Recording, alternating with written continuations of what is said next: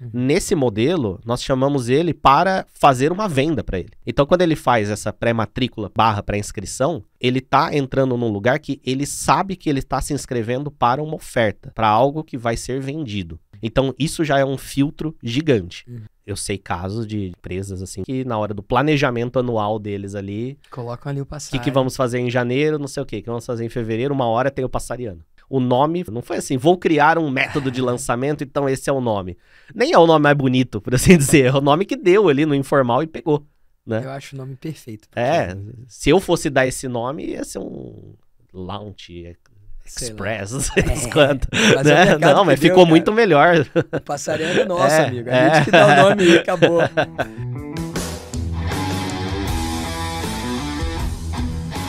Eu sou o Vitor Damasio e esse é o VDcast, o podcast para você que vive ou quer viver dos seus negócios digitais. No episódio de hoje do VDcast, você vai conhecer o Luiz Passari. Ele é um dinossauro da internet, fez a primeira venda dele em 2010. Ele é o criador do método Passariano. Passari, se apresenta pra galera do VDcast, meu amigo. Opa, como você disse, dinossauro. Dinossauro mesmo, cara. 2010. Eu fiz minha primeira venda em 2010 e foi da seguinte forma. Eu li o livro do Tim Ferriss, o famoso Trabalhe 4 Horas por Semana, né? Assim, esse livro é o start pra mim de abrir a cabeça e, cara, dá pra fazer umas coisas diferentes, dá pra sair do sistema, né? Sim. Dá pra... E aí a cabeça matutando o que fazer. E na época eu já dava aulas de japonês, né? Que foi aí depois o meu principal nicho de atuação, onde tudo começou. E assim, né, nessa época eu comecei a montar um blog, montei um projeto ali de tentar vender... Tem um formato que não deu muito certo na época, que era liberar o podcast gratuito e vender o material. Só que vendeu um por R$ 9,90. Foi o único que vendeu. Em 2010. Em 2010. E foi tudo influenciado aí pelo Tim Ferriss do lance outsourcing, terceirizar e buscava os... Eu não sabia fazer tudo, né? Mas tinha tempo, tinha dinheiro sobrando ali. Mas não tinha time, você contratava freelas, né? Contratava os freelas. Cada um fazia bota uma coisa. Bota o site pra rodar, edita o podcast e tudo mais e botamos isso no ar, né? Cara, é muito disruptivo em 2010 isso, cara. Porque um monte de gente leu o livro. Mas ler o livro não fez nada. Ler o livro, ficou impactado, mas, que legal isso aqui. Ele fala das musas, né? De criar alguma coisa que você pode tocar e tal. Cara, eu li o livro, mas esse negócio de trabalhar 4 horas por semana é a parte da promessa que... Isso é o de menos, na verdade, né? No conteúdo. É o de menos. Acho que é um título que chama atenção. Mas é o de menos, é disruptivo várias coisas ali do tipo... que hoje é até muito normal, mas o lance de você separar as suas receitas do número de horas trabalhadas, né? Desvincular isso. E isso foi disruptivo. A ideia, poxa, eu posso fazer uma coisa que pode vender para uma pessoa, que de fato vendeu, ou poderia ter vendido para 1 milhão, né? Cara, que demais isso. E realmente, antes você trocava tempo por dinheiro. Então você fazia aula de japonês. Era individual, era em grupo? Como é que era isso? Eu tinha individual e grupos. Tá, então você já tocava isso. E era online ou presencial? Presencial. Presencial. E por causa desse primeiro passo, eu comecei online também. Massa. Então, vender o material não deu exatamente certo. Questionável se deu certo ou não, porque você fez uma venda. Então, o negócio apitou ali. Deu muito certo. Nessa visão. Deu muito certo. Mas a conta não ia fechar, né, naquele formato. Mas aquilo foi uma porta aberta para você construir o que eu vou chamar de um império online. Porque, cara, você chegou a ter quantos alunos? 15 mil. 15 mil alunos, 15 mil. Eu não conheço uma outra escola de japonês que tenha isso. Não sei se existe ou não no mundo, mas, cara, eu conheci você como dono da maior escola de japonês do Brasil. Porque, cara, 15 mil alunos, eu nem sabia que tinha tanta gente querendo aprender japonês. Como que foi isso, cara? Quando abriu essa porta, quando você fez aquela venda de R$ 9,90, quais foram os seus próximos passos? O que você sentiu naquele momento e para que caminho a sua vida foi? Cara, quando vendeu a primeiro que eu já vi você falando muitas vezes da magia da primeira venda, né? Mosquitinho te pica você, né? Assim, parece que um mundo se abre ali, porque eu penso, pô, vendi um, é só vender o segundo, é só vender o terceiro, dá certo, de alguma forma. Talvez não exatamente desse jeito, igual de fato não foi, né? O negócio se aperfeiçoou com a própria execução das ideias. E hoje, olhando para trás, eu não acho que é um modelo de negócios que não deu certo. Dá errado, então, ter podcast gratuito e vender o material? Não é que dá errado. É que eu nem sei quantas pessoas foram expostas a essa oferta. Às vezes, uma pessoa que comprou é um número fantástico, porque vai saber se foram só 10 que viram isso. Cara, era uma época que não tinha tráfego pago, você não tinha o conhecimento de mensurar as coisas. Né? Existia tráfego pago ali do Google e tal, mas era diferente, a gente não tinha essa noção de hoje, de falar, pô, 1000 pessoas entraram aqui na página que vende esse troço e uma comprou. É uma conversão de 0,1%. Não tinha essa visão, né? Então pode ser que foi um grande sucesso percentualmente falando. Tá? Mas não seguiu nesse formato porque era um projeto que dava muito trabalho fazer, no sentido de eu tinha que vir para São Paulo para gravar num estúdio podcast junto com um sócio que tinha na época, que desanimou também, não seguimos em frente, né? Deixou de dar liga ali. E aí eu segui o material que tinha ali, né? O blog, o domínio, tudo que foi criado de estrutura, eu segui como blog. E pensei, bom, vou deixar anúncios do Google aqui, AdSense, modelo tradicional aí de monetização, vai rodando tudo mais. Até que eu fui banido do Google. Meu Deus. Antes de receber o primeiro pagamento ali, tava criando, tava atualizando e tal, devia ter lá os R$80 acumulados, foi banido, né? Aí, mas a cabeça continuando trabalhando. Poxa, e agora, o que eu faço? Pô, vou anunciar aula particular aqui, online. E era disruptivo a aula online nessa época. Por Skype. E tão logo eu anunciei, o primeiro comprou. Você lembra quanto que você investiu e quanto que ele pagou? Qual que era o ticket? Não investi nada, era totalmente orgânico. O que eu tinha, assim, depois eu vim a saber que o pessoal chamava isso de lista de e-mail. Mas eu já captava lista de e-mail. Sério? Nesse Você já blog. fazia isso lá já em captava, 2010? Já captava. Qual que era a promessa? Receber as atualizações do blog por e-mail. Mas tinha uma caixinha. Tinha até built-in ali no... Era tinha umas ferramentas que faziam isso. Não era uma nativa do WordPress, mas tinha ferramenta que fazia isso. Né? Cara, que demais. E tinha a caixinha do e-mail ali no blog. Né? Era um blog provavelmente o mais visitado do assunto na internet, porque era um dos únicos. Então todo mundo... Até hoje esse mesmo domínio está muito bem ranqueado no Google. Quando busca... Até hoje eu tenho leads orgânicas vindas desse domínio, desse blog. aulasdejaponês.com.br. É um domínio bom demais, né? É um domínio bom. Cara, que massa. E aí eu já tinha a caixinha lá de e-mail, né? Então, quando veio nesses negócios do... vou agora dar aula.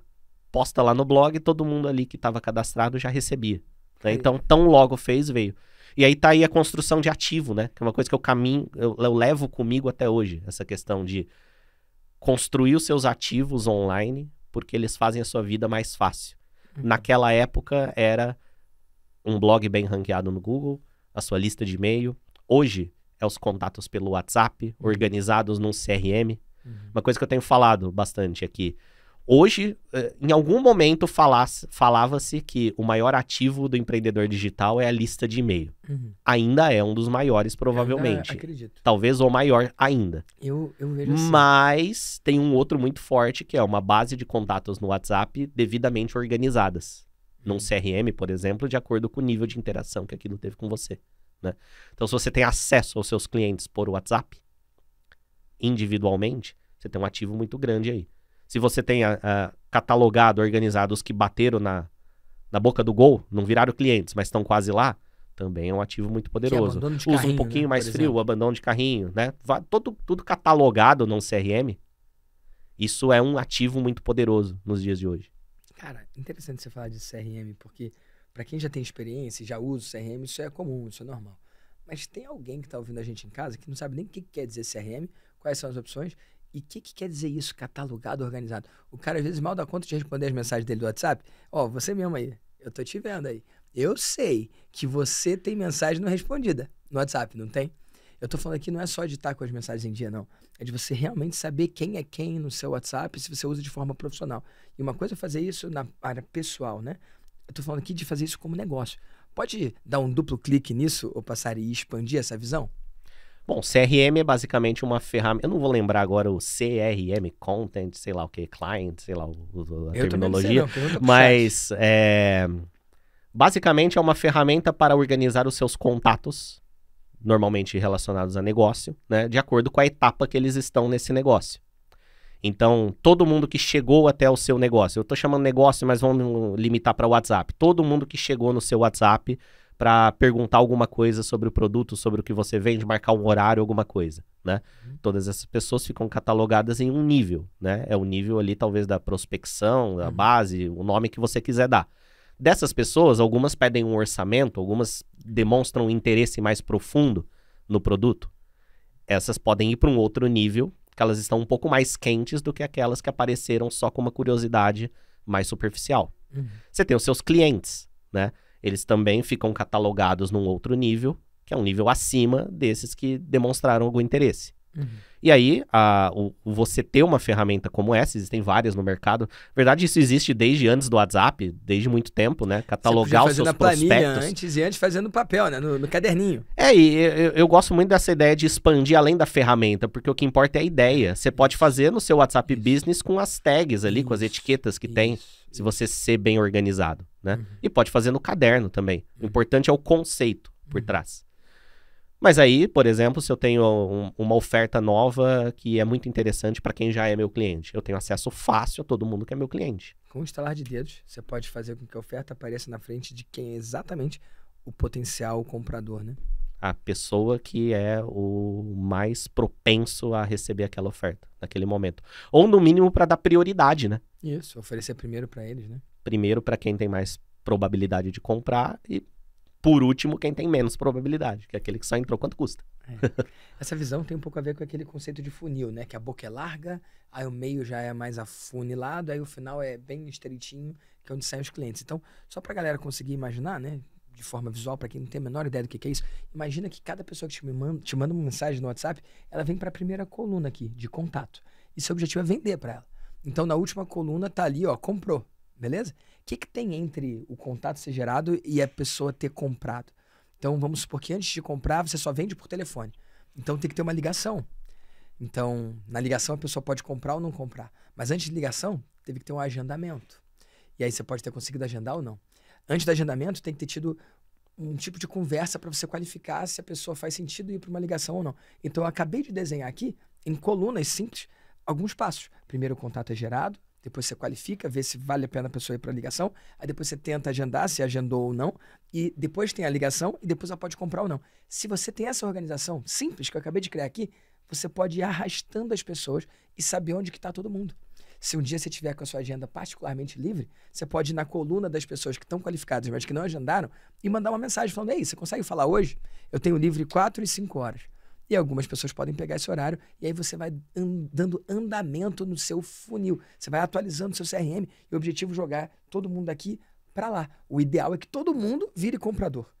Faz sentido? E no início é todo mundo contato. Então, tudo que você vai fazendo a partir dessa compreensão é fazer com que as pessoas andem de uma coluna para outra, de uma coluna para outra, de uma coluna para outra, até que elas comprem de você. E isso dá muito mais controle, né? Do que uma bagunça de um monte de lead ali que o cara nem sabe quem tá em que momento da relação de compra. Faz sentido, amigo? E eu sempre falo que toda venda é um funil, quer você tenha pensado nisso ou não, quer seja consciente ou não. Se você tem uma loja no shopping, é um funil. Você tem pessoas que passam na frente da loja, a maioria. Aí tem um pouco menor que entra na loja. Tem um pouco menor que olha o produto ou fala com o vendedor. E tem um pouco menor que compra. Isso. A consciência disso ajuda a gente a entender, inclusive, se a gente tá com um problema de tráfego ou conversão. Total. Às vezes eu tô vendendo bem, só falta mais gente passando ali. E aí você pode botar alguém na porta para chamar as pessoas. E aí tem muita gente que, sem ter consciência disso, que ele fica perdido, ele não sabe se ele tem que melhorar o processo de conversão dele ou tem que trazer mais gente, né? Qual que é o ponto? Então, gerar essa consciência de como é o seu funil ajuda... Eu gosto disso que você falou, porque essa consciência, essa compreensão, consegue mostrar para você onde está o gargalo. Ah, cara, todo mundo que fala comigo eu consigo agendar e todo mundo que eu falo eu vendo. Cara, então você tem que ter mais leads. Ah, ó, eu tô conseguindo agendar com eles, mas, cara, ninguém tá comprando. Você tem que melhorar em vendas. Faz sentido? Ó, eu tenho muitos contatos, só que eu não consigo agendar. Cara, você tem que colocar alguém ali, ou uma pessoa, né, um SDR ou inteligência artificial, para fazer esses agendamentos assim. Mas se você não tem essa clareza, cara, tá trabalhando, tá num processo de correria, mas não tá chegando em lugar nenhum, né? Exatamente. Quando que você teve essa compreensão, cara, de CRM? Foi lá atrás também ou isso veio com o tempo? Foi sendo construído, né? Assim, não vou dizer que desde lá atrás eu apliquei de forma... igual eu falei, fiz uma venda lá do PDF e não sabia se isso era muito ou pouco. Mas à medida que ia construindo o negócio, eu sempre fui pensando a respeito disso, né? Massa. Igual eu falei, da lista de e-mails, né? Aí já passei a ter compreensão, pô, tem tantas pessoas aqui. Eu fiz um post sobre a aula particular, uma pessoa comprou. Bom, se eu tiver 10 vezes mais pessoas aqui nessa lista, vou vender mais, né? Quanto mais? Não sei, mas vai vender mais. Né? Mas ao mesmo tempo, daria para vender mais para essas que tem.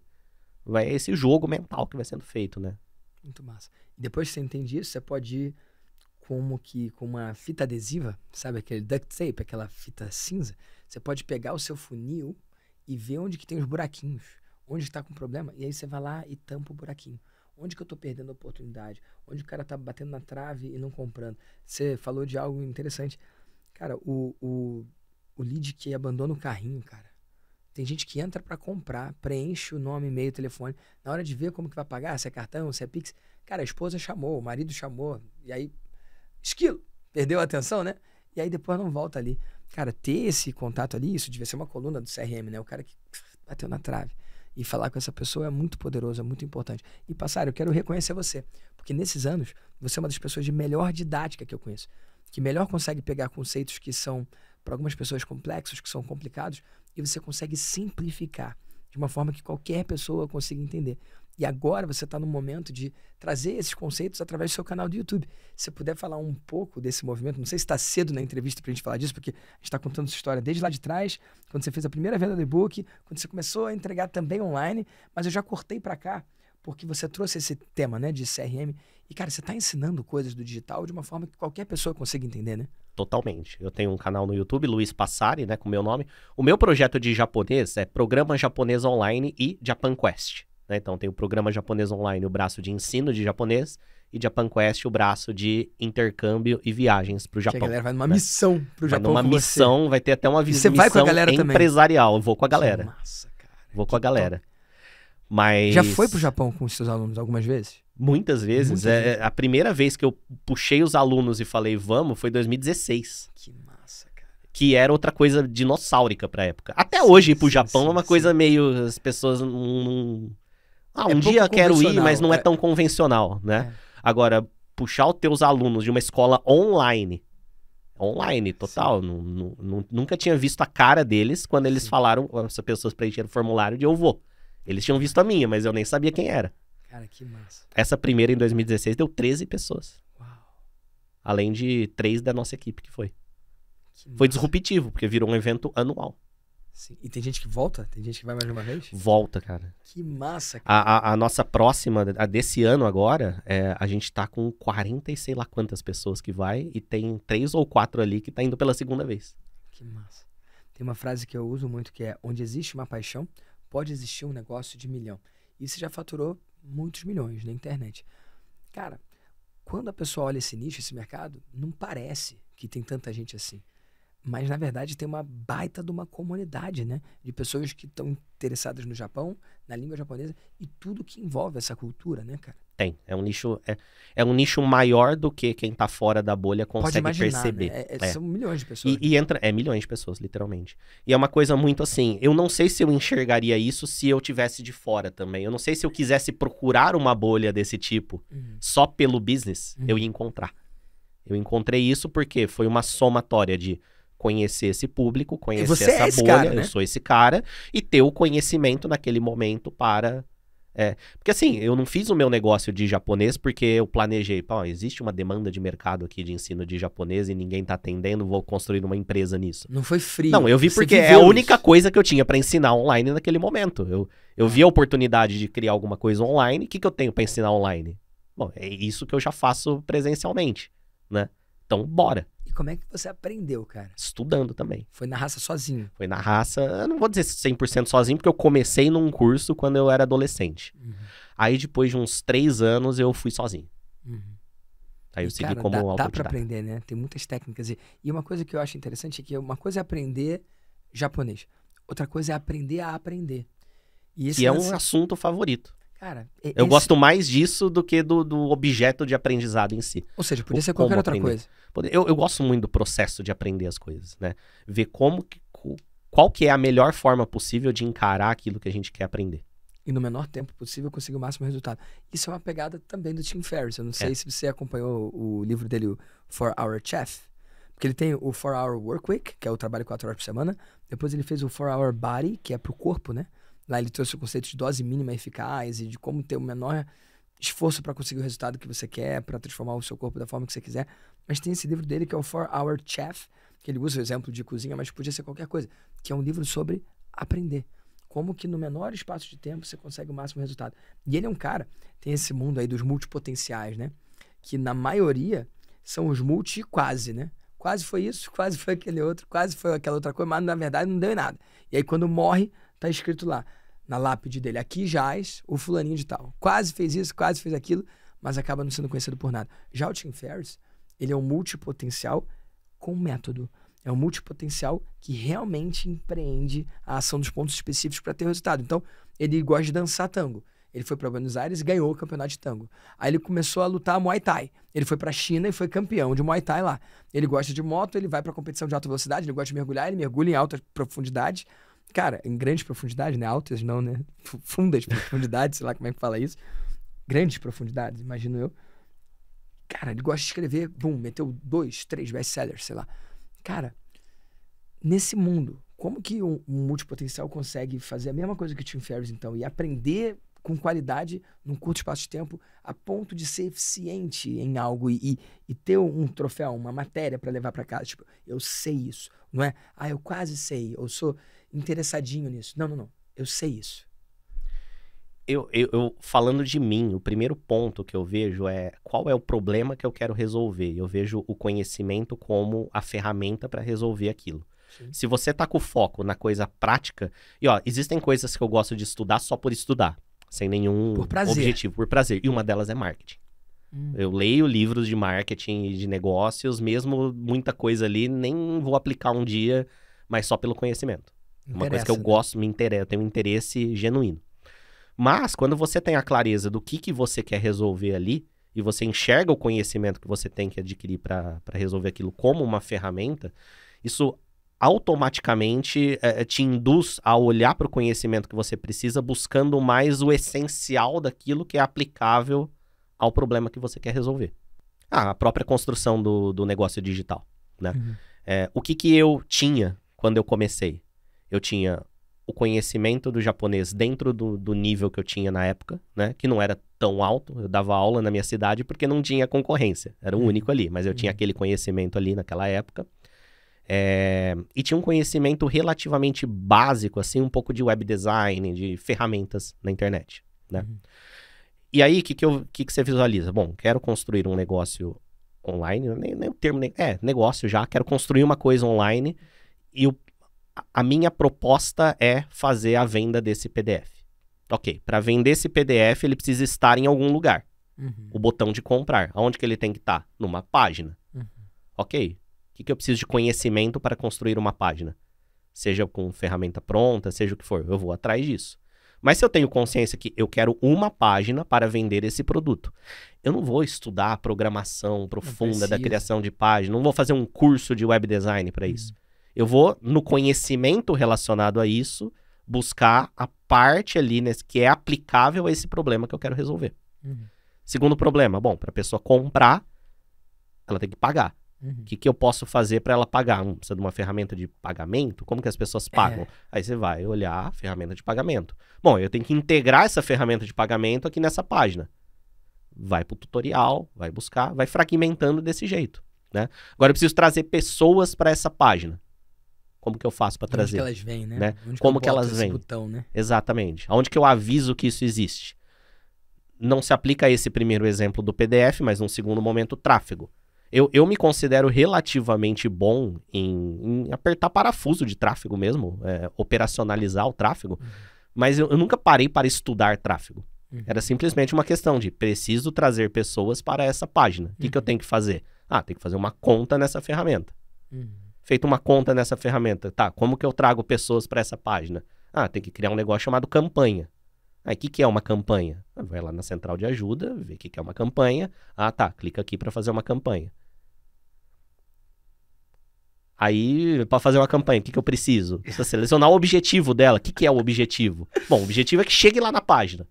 Tem lá vários objetivos, né? Geração de cadastro, visualização de vídeo, qual que é o que se adequa ao que eu quero. É tudo traçar esse paralelo, né? Entre o objetivo final que você tem ali e ramificando, buscando conhecimento para executar isso. Sim.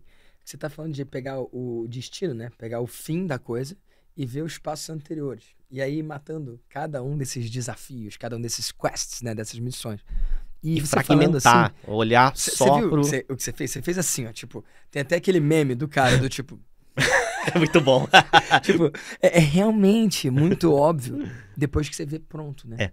Mas pra vasta maioria das pessoas, cara, é muito difícil ter esse tipo de pensamento estruturado até pra conseguir saber qual que é o desafio que a pessoa tá vivendo ali. Então... Cara, e vamos falar aqui a verdade? Que bom que é assim, né? Porque a gente fez milhões por causa disso, né?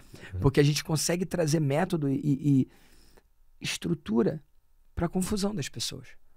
Assim como eu pago para pessoas facilitarem meu caminho, acelerarem meu processo, eu também sou pago para ajudar as pessoas que não chegaram ainda onde eu já cheguei. E isso acontece a mesma coisa com você, tanto no marketing quanto também no idioma. Mas, cara, eu entendo que algumas pessoas simplesmente não têm a clareza necessária de conseguir ver esse todo. Então, que bom que a gente pode contar com mentores que desenham. Sabe aquele negócio? Entendeu o que é que eu desenho? Eu quero que você desenhe. Desenho. Então, muito válido. Desenhar. E, cara, uma das coisas que você desenhou é o passariano. Eu falei método passariano ali, mas é como você chama? Método? Ou como você chama? Eu chamo de método aglomerado ali de princípios que estão envolvidos ali. Mas começou como uma estratégia de lançamento mesmo, né? Foi 2018, se não me engano, 2018 já. Eu fui fazer um lançamento do meu produto, né? Do curso de japonês. Você fazia quantos no ano? Em 2018 fazia 2 ainda. 2 por ano. Era uma época 2 por ano. É legal dar um pouco de contexto pra essa galera, né? Porque não era comum isso. Não. Primeiro que antes do Érico chegar no mercado em 2012, trazendo isso de fora, a forma de lançamento que inventou foi o Jeff Walker, o Érico traduziu para o Brasil, cara, ninguém falava disso, né? Esse termo, né? Ele virou o dono desse termo, por assim dizer. E ele mesmo lançava 2 vezes ao ano. Então as pessoas simplesmente seguiam, seu mestre mandou, né? Seguiam o líder e faziam 2 por ano. Hoje o Érico faz muito mais por ano, né? Mas naquela altura, você está falando de 2016, tinha galera que lançava 1, 2 vezes ao ano e tinha a galera do perpétuo. Era isso que existia. Eu lembro que quando você trouxe o passariano, ele veio como uma refrescante alternativa. Porque ela era mais poderosa do que um perpétuo no sentido de trazer um pico de vendas. Ela era menor do que um lançamento clássico, mas ela dava muito menos trabalho. Então, me corrige, tá? Se eu estiver errado. Em que pese um passariano nunca ou quase nunca bater um lançamento clássico normal, ele pode, inclusive, lucrar muito mais do que o lançamento clássico normal. Eu via o passariano, e você vai poder explicar ele de forma mais extensiva aqui, como uma forma muito eficiente de colher o dinheiro que ficava na mesa entre um lançamento e outro. Porque o lançamento você faz aquilo, né? Bota um monte de gente, faz uma hype louca, compra agora ou morre, e aí você consegue um pico de vendas. Mas você consegue um número ainda maior de não compradores que estão com uma demanda reprimida, uma vontade, né? Aquilo ali alimenta um desejo neles que não pode ser suprido naquele momento. Ou porque não é a hora dele, ou porque ele não tem tempo para comprar, ou não tem dinheiro para comprar, ou porque não tem informação suficiente. Então, todo lançamento gera um número de clientes, mas gera um número maior de não ainda. Aquele cara que fala, cara... E muito maior. Comprar, muito maior. Mas agora não. Eu vou comprar, mas ainda não. E esse cara do ainda não, ele pode esperar o outro lançamento, mas em muitos casos pode ser tarde, né? Para um outro lançamento. E tem um outro cara também, tem um outro perfil de pessoas que ele não chegou nem no nível do ainda não, mas ele viu tua cara em vários anúncios, ele nem parou para prestar atenção, mas se ele te ver na rua, ele sabe quem você é. É o cara da internet que eu vi ali no Facebook, eu já fui parado desse jeito. O cara do japonês. O cara do japonês, ele nem sabe o que eu vendo, qual que é o produto que eu faço, mas ele já viu. Porque assim, quando nós fazemos qualquer tipo de campanha, a gente vai deixando rastros pelo caminho de pessoas menos conscientes, né? Isso que você disse agora é níveis de consciência. Né? Fica uma cauda longa, né? É uma cauda muito longa e que quanto menos consciente, numericamente é maior essas pessoas. Então você aparece lá na internet convidando as pessoas para participar de um evento com você. Vai ter muito mais gente que viu você aparecer do que pessoas que pararam para te ouvir, entraram e se cadastraram para participar desse evento. Porque é o funil. Porque é o funil. Isso. Exatamente. Então, só nesse processo você já tem pessoas que ficaram pelo caminho, mas elas andaram na linha dos níveis de consciência. Elas ficaram um pouco mais conscientes a respeito de você. Mesmo que longe do ideal ainda. Mas comparado com para quem você é um completo anônimo, já tá num outro nível. Né? Aí tem pessoas que se cadastraram para participar desse evento. Quem faz lançamento sabe quantos de fato comparecem ali para a primeira aula. É um número menor do que se cadastrou. Na verdade, é uma luta para fazer o pessoal comparecer, né? O pessoal manda SMS, liga na casa, vai manda na WhatsApp, casa manda e-mail. Bate na porta. Ei, você se inscreveu no lançamento, vai assistir, cara. Passa o avião com cartaz ali, ó, aula 1 no ar. Sinal de fumaça. Né? Você faz de tudo para as pessoas comparecer, porque a maioria não comparece, isso é normal. Sim, né? sim. Mas esses que se cadastraram, estão ali, eles também andaram, né, nessa linha dos níveis de consciência. Eles ficaram mais conscientes. Eles estão ali no seu ecossistema de alguma forma. E aí a pessoa comparece na aula, tem pessoas que comparecem na primeira e vê só os primeiros minutos e vai embora. Por N motivo. Às vezes a esposa chamou ali, ó, o jantar tá pronto. Aí ele esquece e não lembra, a vida acontece. Né? Então, quando nós fazemos essas campanhas, nós vamos deixando esses rastros pelo caminho de pessoas um pouco mais conscientes. Qual foi o meu pensamento na hora que eu fui fazer o Passariano? Primeiro que tinha essa ideia de 2 lançamentos por ano. Rapidinho, desculpa te interromper, porque você não foi fazer o Passariano. Não, eu não fui fazer. Você fez uma coisa. Eu fiz uma coisa. E aí depois o mercado batizou de Passariano, porque era do Passari, não é isso? Então vamos lá, esquece, não fala Passariano agora. Fala como é que foi, onde você tava. Tipo, cara, eu vou fazer uma coisa. Você não sabia que isso ia ter um nome. Faz sentido? Faz sentido. Então não tinha fala, um nome. como é que não foi? tinha um nome. O pensamento era o seguinte. Tenho os meus lançamentos para fazer em 2018. Isso era fim de 2017 para 2018. Né? Eu tava numa viagem, inclusive com ela ali, ó. Que tá... Com a Evelyn, que tá ali. Com a Evelyn, a esposa ali. Ela tava grávida e tudo mais. E a gente teve que antecipar a volta dessa viagem, porque ela tava muito grávida já. E não tava legal, tava muito cansada, o bebê podia nascer a qualquer momento ali. Essa viagem a gente tinha marcado antes dela engravidar, então a gente aproveitou, foi. Mas tinha que voltar, né? E aquela coisa, né? Muitas vezes você fazer uma viagem fora de hora, assim, você comprar uma passagem para amanhã é devidamente mais caro do que planejar para daqui 6 meses a minha viagem. Sim. Né? Então, bora, vamos gastar, mas vamos melhorar a qualidade de vida. Vamos voltar para nossa casinha. O vô dela também não estava bem de saúde, ela precisava ver o vô, né? Ele veio a falecer, inclusive, infelizmente, antes da nossa filha nascer. Então foi bom voltar, porque deu para passar mais um tempo ali. E voltamos, mas gastei mais do que o planejado. Isso. E o meu lançamento ele ia acontecer somente em março. Nisso a gente tá falando do finalzinho de dezembro. Aí eu pensei... Você estava onde? Estávamos em Portugal. Fizemos um passeio de Portugal e Espanha. A gente ia ficar mais de um mês lá, né? Ia ser uma viagem longa, bem nômade digital, né? Mas aí voltamos antes, finalzinho de 2017. E eu pensei, olha, esse lançamento que eu ia fazer... Isso lá ainda, eu pensei, olha, eu vou voltar, mas eu vou fazer uma campanha de vendas. Vou fazer alguma coisa, vou antecipar esse lançamento. E beleza, voltei e falei, vou antecipar. Marquei uma data para meados ali de janeiro, né, no começo. E naquela época, a gente não tinha essa clareza, isso não acontecia praticamente, de você simplesmente repetir um lançamento que você já fez. A gente criava uma campanha completamente nova. Quem sabe com a cabeça de hoje eu teria repetido e não teria nascido Passariano. Talvez. Mas aí o que eu pensei? Vou fazer o seguinte. Eu vou fazer uma campanha a mais aqui. Só que eu vou fazer ela num modo mais simples. Porque eu não vou ter tempo, nem vou ter saco para gravar vídeos das aulas, dos CPLs, das coisas. Você não tinha disponibilidade para isso. Exato. Eu quero uma coisa mais rápida. Então eu pensei o seguinte. Eu vou fazer uma coisa direcionada para quem não precisa passar por aquele processo. O que é o processo? Participar de uma série de aulas comigo, onde eu apresento a oportunidade. Entender. Apresentar que vale a pena aprender japonês, é possível aprender japonês se você seguir determinados princípios, essa coisarada toda que a gente apresenta para um público que ainda precisa disso. Eu falei, eu vou pular essa etapa e eu vou falar com aquelas pessoas que já estão na minha base, já me acompanham. Já acreditam. Eu não preciso convencer ela que vale a pena ela passar um tempo aprendendo japonês. Ela já está decidida. Ela já sabe quem eu sou, já sabe quem é a minha escola, já sabe que eu tenho um produto. Às vezes não num nível muito tão consciente assim, mas ele sabe. Ele tá ali no ecossistema. Ele já passou por campanhas passadas. Ele já se cadastrou, ele já viu vídeos, o tráfego já apareceu para ele. Então não é um estranho para ele.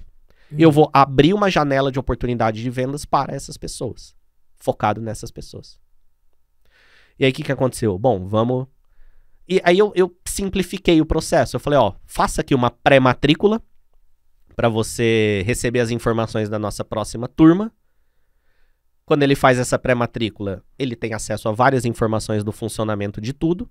Ali tem uma data de quando isso vai acontecer e eu fico todo esse período anterior martelando essa data.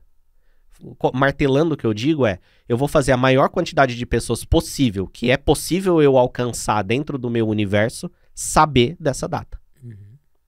E se interessar para ele, tem todas as informações aqui, tem um canal para ele seguir e saber todas essas informações. Sim. E comecei a divulgar. Você chamar de pré-inscrição? Eu chamei de pré-matrícula. Pré-matrícula já é uma genialidade. Porque você está descartando ali o curioso. Você está descartando ali o cara que só quer ver qual é. Quando você chama de pré-matrícula, cara, isso é muito forte, né? Existe todo um lance de... comprometimento, microcomprometimento, né? Também, né? Mas existe também todo um lance de construção do desejo pelo produto, conscientizar sobre a oportunidade, em campanhas de lançamento para públicos menos conscientes, né? Onde nós chamamos ele para algo gratuito, normalmente uma série de aulas, uma série de lives, e chamamos ele por uma oportunidade. Nesse modelo, nós chamamos ele para fazer uma venda para ele. Então, quando ele faz essa pré-matrícula, pré-inscrição, ele está entrando num lugar que ele sabe que ele está se inscrevendo para uma oferta, para algo que vai ser vendido. Então, isso já é um filtro gigante. E aí você tem ônus e bônus desse filtro, né? Vantagem desse filtro, você só vai falar com quem já fez esse microcomprometimento de estou entrando aqui para ver uma oferta. Em paralelo, você tem uma quantidade absoluta de pessoas um pouco menor. Certamente. Exatamente. Porque ele não está entrando por algo gratuito, não está entrando só por uma oportunidade de conteúdo, de aprendizado. Ele está entrando por uma oportunidade de compra. E beleza. Comecei a divulgar dessa forma. Rodei tráfego. Tráfego caro pra caramba comparado com o lançamento tradicional. E tudo bem, porque é um cara mais quente. E tudo bem. Eu investi o que deu, não no sentido de o que eu tinha para investir. O que deu no sentido, cara, não vem mais gente depois desse momento, porque eu acho que, depois eu criei essa consciência, entendi o que acontece, né? Eu acho que eu já peguei todo mundo da minha base que teria interesse nessa oferta agora. Que tá suficientemente quente, né? Porque isso não é algo pro topo do funil, é algo pro cara que tá no meio, pro fundo, né? Faz sentido? Exatamente. Voltando ao nosso exemplo do funil, da loja do shopping, do CRM, né? É o cara que pediu informação. É como se eu voltasse a entrar em contato com todo mundo que pediu informação e falasse, olha, dia tal, eu vou ter uma oportunidade diferente aqui, né? Que no meu caso não era nenhuma oportunidade diferente, era a mesma. Não tinha preço diferente, não tinha bônus diferente. Mas estava aberto, né? Estava aberto, exato. Então era uma oportunidade porque antes estava fechado, né? Exato. É uma turma extra entre as turmas principais? Posso encarar assim? Pode, exatamente. Nossa, cara. E assim, sem brincadeira, março eu fiz outro. Janeiro de 2018. Investi mais ou menos ali 21 mil reais em tráfego e tivemos um faturamento de 980 mil reais. Nada mal, né? Pelas minhas contas aqui, deu ROI, né? Exatamente. Demais. Eu já tinha feito o lançamento maior que isso. Sim. Mas investindo muito mais. Ou seja, e o trabalho que isso deu também. Muito mais leve. Muito mais leve, porque tá falando... Não tem hater. Não tem, entrei aqui pra ter aula, agora quer me vender. Não tem. Ele entrou lá e avisou desde antes. Uma postura muito mais upfront, né? Mais honesta, né? Você, desde o início, você traz pra frente, ó. É isso aqui, vamos.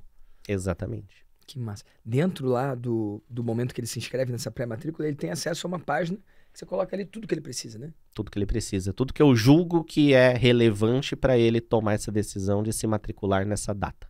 Massa. Ô, Passari, você deu uma aula, né? Do Passariano lá no Maestria, ensinando em detalhes. Pra você, tudo bem a gente liberar pra galera do VDcast? Bora. Sim? Bora. Então, ó, eu tenho um grupo chamado Grupo Maestria. Inclusive o Passari é membro desde quando? 17, né? Desde 2017. 17 ou 18, por aí. Foi a primeira coisa que você comprou de mim? Foi. Tá, e a gente pode falar disso já já. Mas se você entrar em grupomaestria.com.br/passariano, grupomaestria.com.br/passariano, eu vou pegar essa aula que é dentro do meu programa pago, Maestria, que custa R$1.000 por ano, R$12,97, e vou deixar aberto para você do VDcast. Não é um link que a gente abre por aí, porque é para os meus clientes pagantes. Mas como o Passari tá aqui e topou isso, você vai poder assistir esse conteúdo, tá bom? Então entra em grupomaestria.com.br/passariano para aprender essa forma de lançar entre lançamentos e conseguir uma nova turma entre as suas turmas. E você pode usar de outras formas também. Se você gosta dessa ideia de sacar o dinheiro que está na mesa, né? Entre um lançamento e outro. Se você faz eventos, pode ser entre um evento e outro.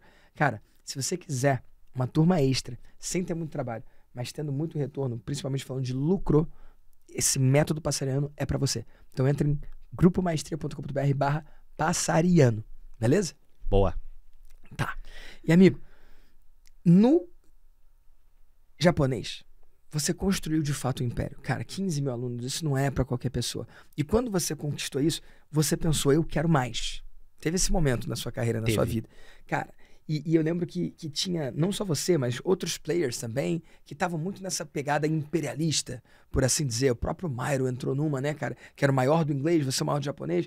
Cara, vou transformar isso numa escola. Como é que foi esse movimento de expansão? Porque começou como um lifestyle business, algo para você, sei lá, criar uma musa, né? Criar algo na internet, viver esse lifestyle, essa vida de 4 horas, trabalho de 4 horas por semana. Em algum momento ali, você começou a contratar pessoas e montar uma empresa maior e ter uma ambição maior. Cara, como é que foi isso? Me conta tudo que teve de bom e de ruim nesse processo, cara.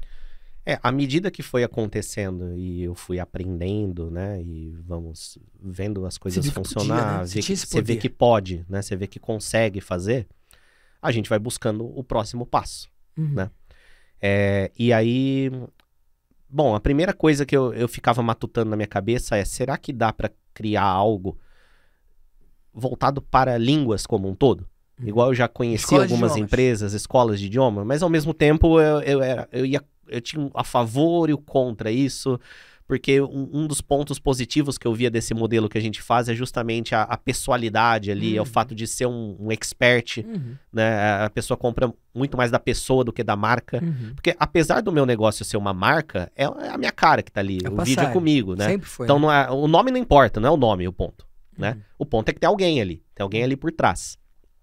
Por trás não, na frente. E então eu não via, muita gente me dava essa ideia, porque não faz uma escola onde ele assina e tem vários idiomas, eu não via isso como uma possibilidade, né? Que ia funcionar o que eu sabia fazer, que era esse marketing de resposta direta baseado com personalidade, né? E aí eu fui para um caminho de, então eu vou pegar o conhecimento que eu tenho aqui de marketing, a estrutura que eu tenho para fazer isso, né? Que eu já tinha a minha estrutura ali de designer, gestor de tráfego e coisas que a gente precisa para executar, e vou lançar outros projetos, né? E aí eu entrei peguei um expert na área de espanhol, na área de inglês.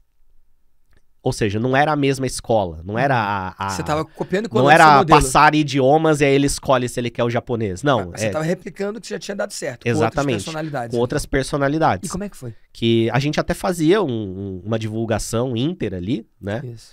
Cross-promoting, né? Um cross-promoting, mas não era a escola, não era a marca, tudo ali, né? Era realmente uma personalidade para cada. Aí eu fui pro espanhol, fui pro inglês, nutrição, educação financeira para crianças. Aí é bem diferente. Porque a cabeça o marketing, o business sabemos fazer, é replicável e fazia muito sentido, assim, um expert bom, né, carismático, e tem tudo para dar certo, né? Deixa eu lembrar se foi esses mesmo que eu fiz. Eu cheguei a fazer o marketing, a coproduzir o meu maior concorrente na época. Sério? De japonês. Uau, cara. E deu certo, e foi legal. Que gênio. Foi legal, porque quem compra um curso de japonês pode comprar outro curso de japonês. Tem duas... Quem compra um curso de guitarra pode comprar outro curso de guitarra. Quem lê um livro de negócios de um autor pode ler um livro de negócios de outro autor, né? Exatamente. Tem uma história, me senti inspirado a compartilhar isso. O cara tava vendendo assinatura de jornal. E aí ele ia numa vila E aí ele olhava ali na porta, tinham 10 casinhas, e aí 5 casinhas tinham o jornal já na porta, e outras 5 não tinham. E aí ele batia nas portas que não tinham e falava, olha, é muito importante você se informar, é muito legal você saber o que está acontecendo no mundo, e eu vejo que você não assina jornal e tal, e tentava vender para essa galera e nunca conseguia nada. Até que ele se aconselhou lá com o supervisor dele, o gerente, falou assim, não, você tem que bater na porta das casas que tem jornal, porque eles já valorizam a informação. Então você bate lá e fala, ó, eu vejo que você é uma pessoa que se interessa por informação, tanto que você assina o jornal A. Você quer também assinar o jornal B para ter uma outra opinião, uma outra visão do mundo, agregar o que você está vendo? E aí ele conseguiu vender muito mais a assinatura de jornal para quem já assina o jornal do que nas casas que não valorizam isso. Faz sentido, né? Exatamente. E tem uma questão também de identificação com o expert, com o método, com o estilo, com tudo, né? Vai ter uma camada de público que ele vai ser cego para mim. Vou aparecer lá, ele não vai olhar. Mas a hora que aparece o outro, ele vai. Não, por N motivos que não dá nem pra mensurar tudo. Vai ter um que vai preferir você, vai ter um que vai preferir o outro, vai ter um que não vai comprar de ninguém e vai ter um que vai comprar dos dois. Exatamente. Tem um que nunca vai nem saber que eu existo. Por maior que você seja, ele pode saber que eu existo, mas ele não vai conectar, ele não vai passar pelo processo. Às vezes até é uma questão meio até de caos mesmo, é casual. Naquele momento a vida dele, ele tá pensando em aprender japonês. E naquele momento, naquele dia, vai aparecer aquele expert. E eu não, porque eu tô com o carrinho fechado, tô entre safra. E aí ele vai se identificar e vai. Então tem dessas, né? Massa. Mas aí também... E aí, o que foi bom, o que foi ruim nessa experiência? O que foi bom? Praticamente todos esses projetos tivemos resultados positivos em relação às campanhas que foram feitas. Então deu certo. A venda deu certo nesse aspecto, né? Não vou dizer todos, o espanhol, por exemplo, não vingou, né? Inclusive era uma intuição que eu tinha de, poxa, qual que é a língua que as pessoas mais querem aprender no Brasil? Inglês. Mas tem um monte de gente que ensina inglês. Qual que é a segunda língua mais falada no mundo e que o Brasil tem mais proximidade? Espanhol. Isso. Ledo engano, eu não entendia nada desse mercado, não sabia o que motivava alguém a aprender. Foi uma decisão que eu tomei meio numérica. Parece fazer sentido. Né? Parece fazer sentido. Não né? é a melhor opção. E aí quando vem Mas tem menos concorrência. Talvez. Exato. E ainda é uma opção grande, teoricamente. E não foi, eu não entendi. O público, apareceu um pessoal lá que eu não consegui identificar o que esse cara tem. Talvez é o cara de fora que olha eu vendendo japonês. Ele não entra na cabeça dele, ele não viveu isso, ele não vai. Então esse foi um que não deu muito certo. Mas os outros todos tiveram resultados positivos.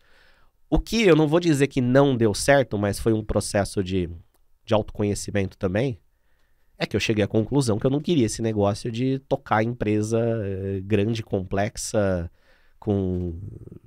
Não vou falar... Vou falar números que eu posso mudar de ideia, não tem problema, mas com 20 e tantos colaboradores presenciais no mesmo escritório. Muitas engrenagens rodando. Né? Uma complexidade.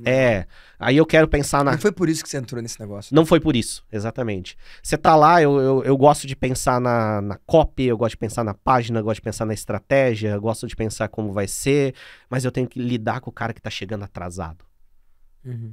Mas alguém do teu time pode cuidar disso? Sim, é uma etapa mais madura do negócio. Você tem que passar pela etapa onde você se preocupa com isso, né? Aí você tem que dar fumo na galera, porque alguém veio com uma... Você não tem código de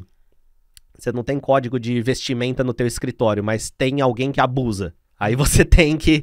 Sabe, essas coisinhas da vida corporativa... E eu cheguei à conclusão que isso eu não gostava. Eu era mais demandado para resolver esse tipo de coisa do que para fazer o que eu gostava. E eu sei que existem caminhos, eu sei que existe conhecimento, existe técnica, né, para você gerir a empresa, mas não era minha praia. Né? Existe também você simplesmente falar, não tô afim. Exato. E foi o que você fez? Foi o que eu fiz.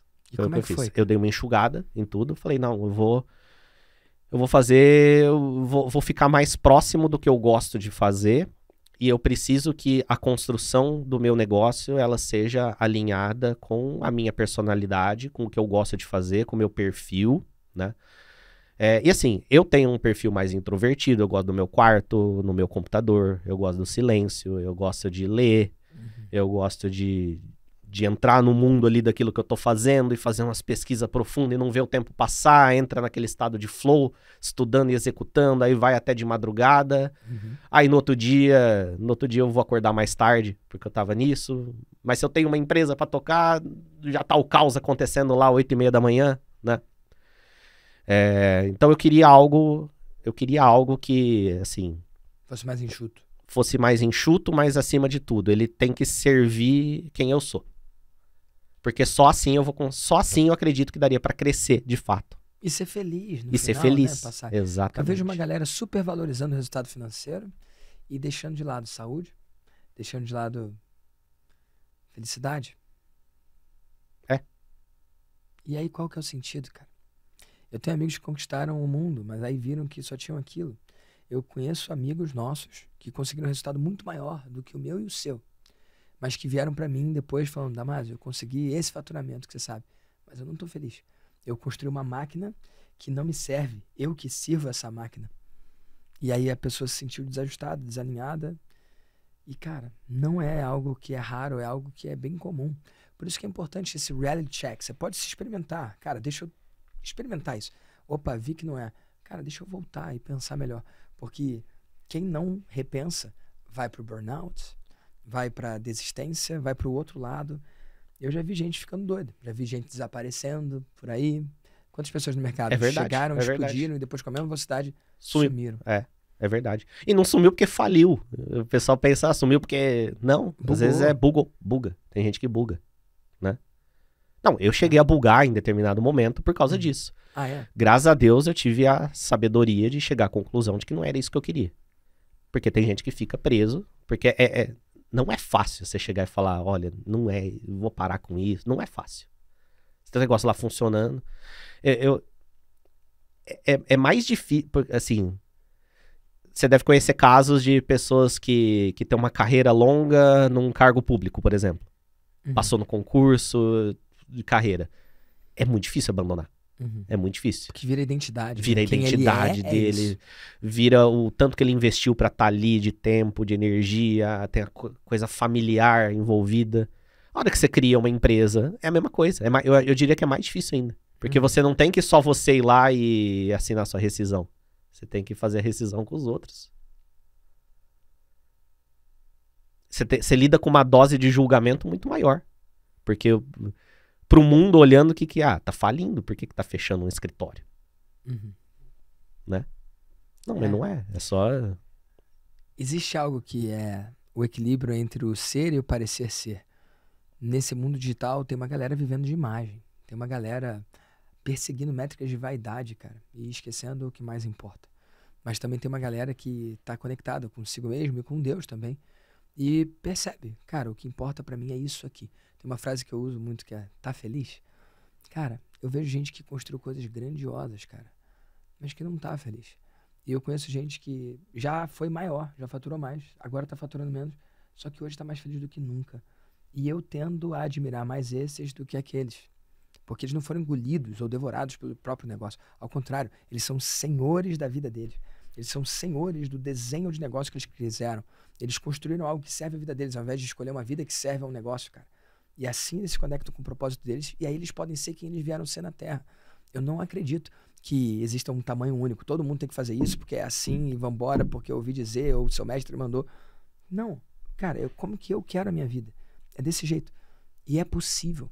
A internet, ela tem um conjunto de fatores e de peças que se movem que permite que você seja quem você veio ser na Terra, encontrar o seu exato lugar.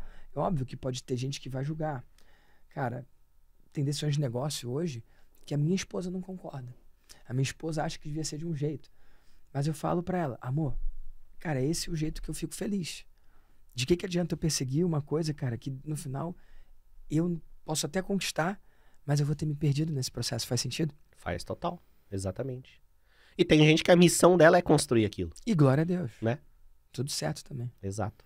E aí você fez esse processo, sei lá, posso chamar de downsizing, ou de voltar na sua decisão. Você teve a decisão de expandir, você voltou na decisão. E aí você seguiu com o japonês, e aí você ficou mais feliz? Como é que foi? Fiquei mais feliz, não pelo fato de seguir só com o japonês, tipo, o que eu quero fazer da vida é só dar aula de japonês. Não, o que eu quero fazer da vida é estudar coisas que eu gosto, criar alguma coisa com isso, né? Dentro de algum campo de conhecimento, pensar em soluções novas e criar. Eu gosto muito do operacional de muita coisa, sabe? Eu gosto de pôr a mão na massa. E às vezes isso é meio contra uma estrutura muito grande porque não dá, né? Te falta tempo. Então eu gosto de criar coisa. Então o mais importante desse processo foi o enxugar, né? O enxugar, simplificar e tá mais próximo de conseguir acompanhar aquilo que eu quero acompanhar e que é importante. Então a decisão foi, voltei a focar no japonês, numa estrutura de empresa onde eu consigo ser mais operacional em algumas coisas, delego outras, tenho time para outras, mas muito mais próximo das minhas regras ali, sem apego ao horário, sem ter que resolver pepino do horário dos outros, esse tipo de coisa, né? E também, como eu disse, eu gosto muito de marketing, estudo muito, leio muito, acompanho muito, então aí eu voltei a dar consultorias inicialmente, que é uma coisa que me pedem desde que eu comecei lá atrás, e eventualmente eu fazia.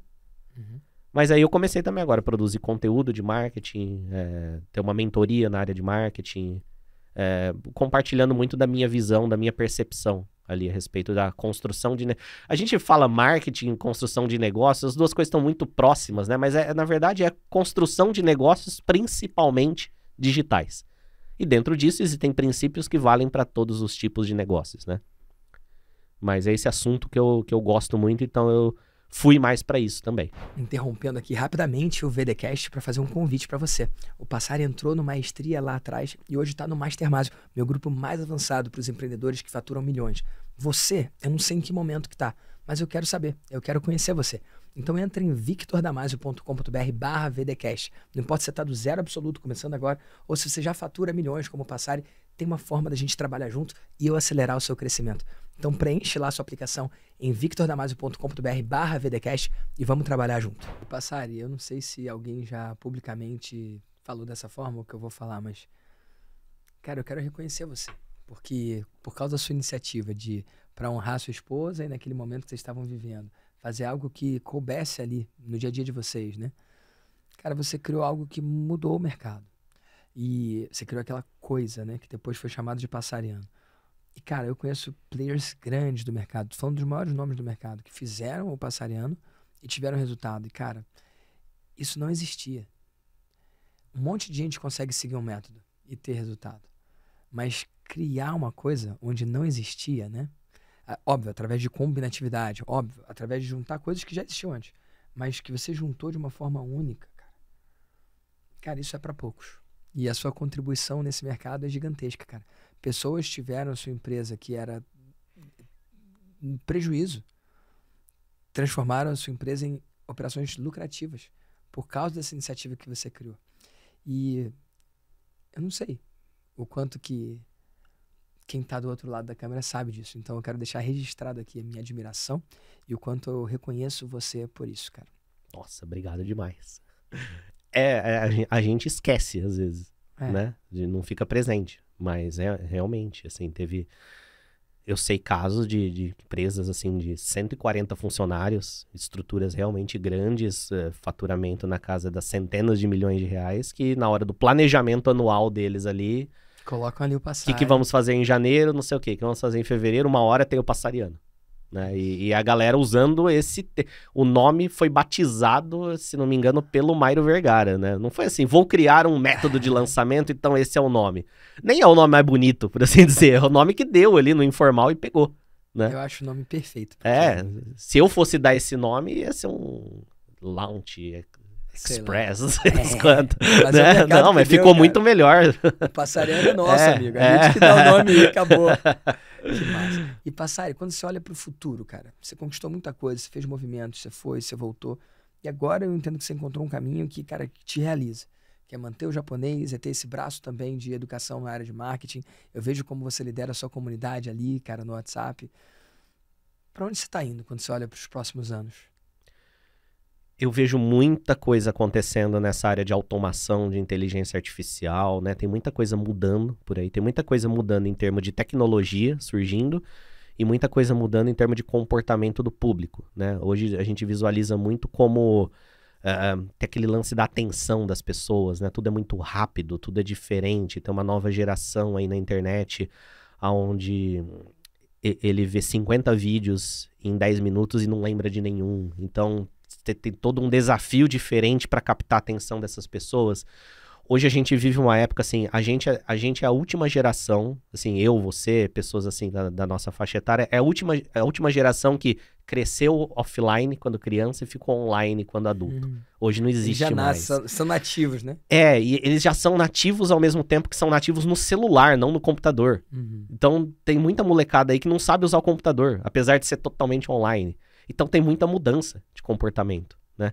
Então, olhando para isso tudo e pensando nesse modelo de negócios que eu acredito, o que eu vejo de futuro é cada vez mais buscar formas de entender o comportamento do público aliado à tecnologia para oferecer soluções para quem quer construir o próprio negócio que sirva a própria vida. Às vezes nem digital, mas às vezes alguém que tem um negócio físico pluga ali uma automação com inteligência artificial, a vida dele vai dar água para o vinho, porque ele consegue ficar mais tempo atendendo, que é o que ele gosta de fazer, do que marcando horário.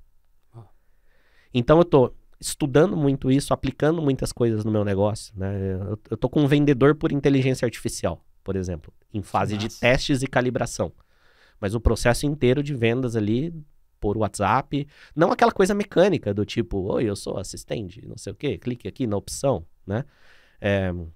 Inteligência artificial para realmente entender, pensar em cima da peculiaridade do contato e inclusive quando precisar me chamar. São coisas que eu gosto muito do semi-automático das coisas, né? O automático demais, ele não conecta, ele fica puramente automático. O puramente automático. Então, o que você está dizendo, me corrija se estiver errado, é automatizar uma camada para trazer o humano para a segunda camada do calorzinho, é isso? Faz algum sentido? Nem que seja automatizar para me avisar que tem alguém para eu olhar. Porque aí eu vou lá e olho e dou atendimento humano para ele, dou a parte humana. Mas eu não preciso olhar para todos para ver se tem alguém precisando. Interessante. Então eu sempre busco aplicar as tecnologias pensando nisso. Não é delegar tudo para o robô, não é delegar tudo para a inteligência artificial. É fazer ela facilitar o teu trabalho para você poder cuidar do que importa. Muito bom. Que demais. E Passari, onde que as pessoas podem saber mais sobre você, seguir você, ser o seu cliente também? luispassari.com.br ou no YouTube, Luiz Passari, no Instagram, Luiz Passari. Esse é onde eu falo de negócios, falo de marketing. E no japonês, programa Japonês Online também, que é a nossa escola de japonês. Fazemos também viagem para o Japão e trabalhamos com intercâmbio. Então, galera que quer morar no Japão, a gente trabalha com isso também. Que massa. E uma última pergunta. Quando você faz um vídeo no YouTube, nem todos os inscritos assistem. Quando você posta algo nos stories, nem todo mundo abre. Quando você manda um e-mail para sua lista de e-mail, que assim como eu, você também tem lista de e-mail e usa muito, nem todo mundo abre também. Mas se você tivesse a chance de deixar uma mensagem para todos os empreendedores e empreendedoras do Brasil e do mundo com 100% de abertura, Passari, o que você diria? Foca naquilo que importa para você e construa teu negócio voltado para servir você, porque se a tua empresa servir você, você vai ter as melhores condições para servir os outros, naquilo que você sabe fazer de melhor e tem para contribuir para o mundo. Que massa, amigo. Muito obrigado pela sua contribuição aqui no VDcast. Eu que agradeço, prazer estar aqui. Segunda vez, né? Segunda vez já. A primeira foi online, né? A primeira foi online, a gente foi para um papo mais filosófico também, que foi legal pra caramba. Que massa. Bom demais, amigo. Segunda de muitas, estou aberto aí a próximas temporadas. Tamo junto e conta comigo, meu amigo. Valeu, tamo junto. E ó, se você estiver aqui no YouTube, eu vou botar 2 links aqui. O primeiro é o VDcast anterior que eu fiz com o Passari. E o segundo é essa aula que ele deu no Maestria, que ela é fechada, mas você vai poder assistir gratuitamente. É só tocar aqui na tela.